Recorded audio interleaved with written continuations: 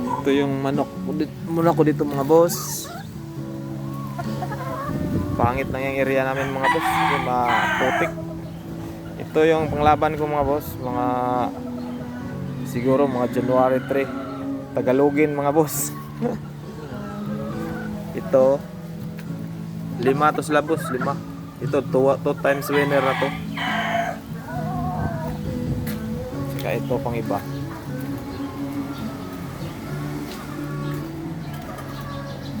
Ito din mga boss. Medyo bata pa, mga siguro mga 9 months. Mga 9 months pa to mga boss. Binili lang kasi namin tong mga manok na to mga boss para panglaban. Ito din isa. Medyo bata pa din.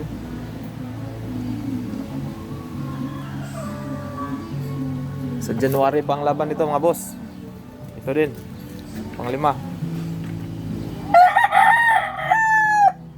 Binili lang namin to boss, mga 800 lang to. Kasi mura lang dito sa Cebu ang manok eh. Yung mga nagbre-breed lang sa gilid-gilid. Ito, bili ng kapatid ko nito, mga 6 months, 500 lang. At saka yung talisayin. 500 lang din tong talisayin na to.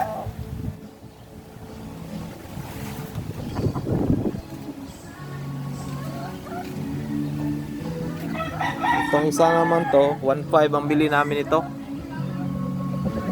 Malapit lang dun sa, dito lang malapit sa ano namin mga boss. Malapit sa lugar namin nabili. Sana surtihin sa ano, January 3.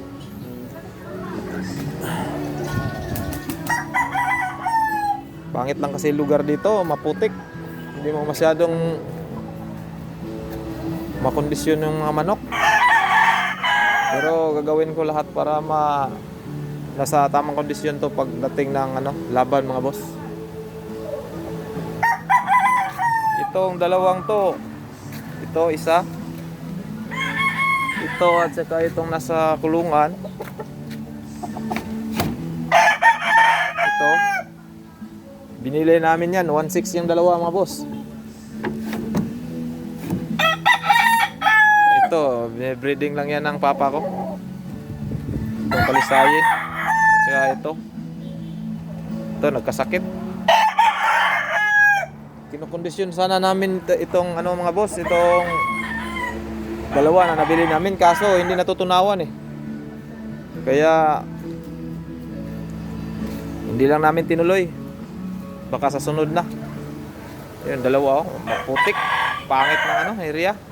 Wala pang linis kasi umuulan kagabi eh. May bagyo kasi dito sa Cebu.